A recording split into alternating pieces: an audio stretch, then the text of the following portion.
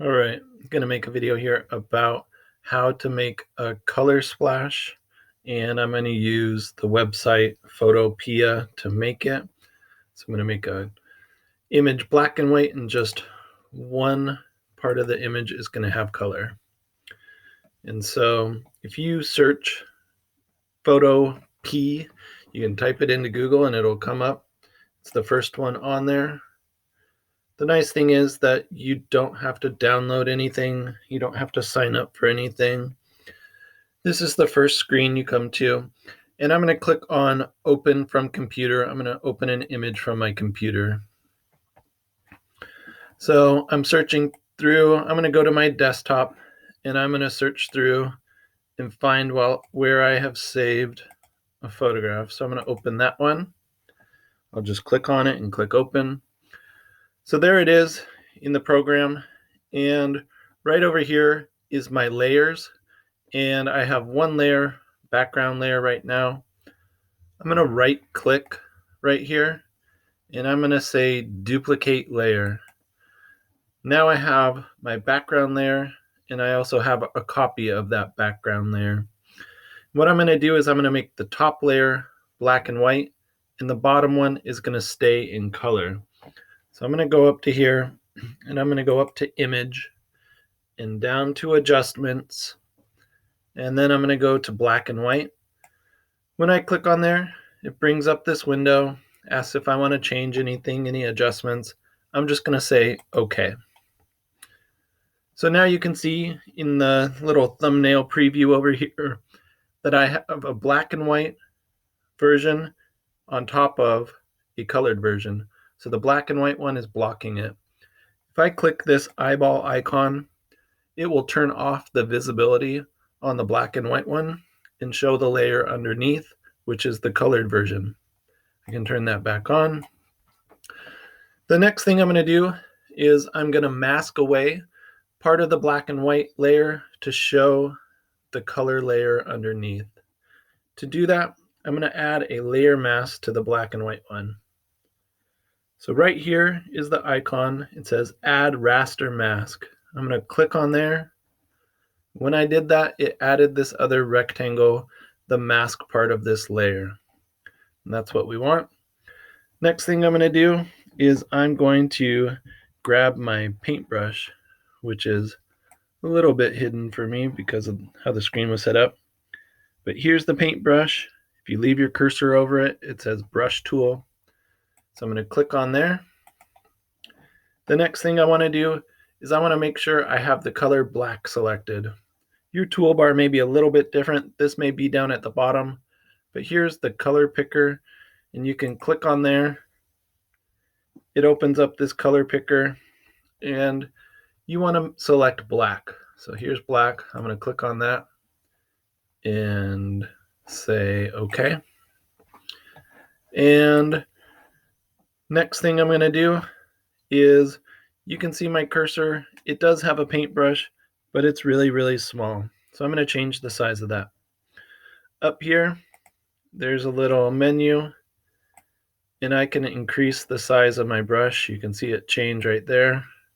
I could go even bigger if I wanted to. And that's where you could adjust the size. The other thing to know in this menu is the hardness level, and that's just the crispness of your brush. So I'm going to click once, and it makes a nice crisp circle the size of my brush. If I wanted to fade those edges and kind of feather them in and make it a little more smooth transition between the two, I can do that. So I'm going to undo that. I'm going to go Edit, Step Backwards. It's going to undo my last step. And I'm going to go back to that part here, and I'm going to really lower the hardness to show you guys the difference between it. Sure, we'll put it at 11. Then I'll click with the same size brush, click once, and you can see how it really feathered that edges. The change between the two is a lot more gradual. So playing with that hardness level is a good idea to just try a couple different hardness levels, see what you like. For different images, it'll probably work a little bit different, But from here, I can go through and I could start to add color to my image. And I would probably zoom in pretty close to mine, and I would change the brush size a few different times and try to get the details of things as well. So let's get my brush tool again. And if you end up going someplace you didn't mean to go all the way out there, you can always do the edit step backwards. That would be a way to fix that. Another thing you can do is you could switch your color picker and you could change it from black to then be white as well. So I'm going to go to my color picker, change it to white, say OK. And now it's going to put it back. So white is going to bring it back and black is going to take it away. In this way, I could touch things up, and when I'm ready to switch it back to black, I can do that. Go back to my color picker, switch it back to black, and then I could keep going and take things away. And if you want to get really detailed, you can change your brush size and get in as much detail as you want. Each image is going to be a little bit different.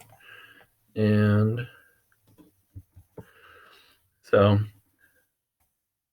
let me do a little bit more on this one. You could probably spend a little bit more time than I am kind of rushing through it. And once you got it to the point you like, you can save your image. So you can go up to File, and you could save it as a PSD, but that's going to make it a Photoshop document. I would suggest going to Export, Export As, and a PNG is a great file type. A JPEG is also going to work really well. So I'm going to save it as a JPEG.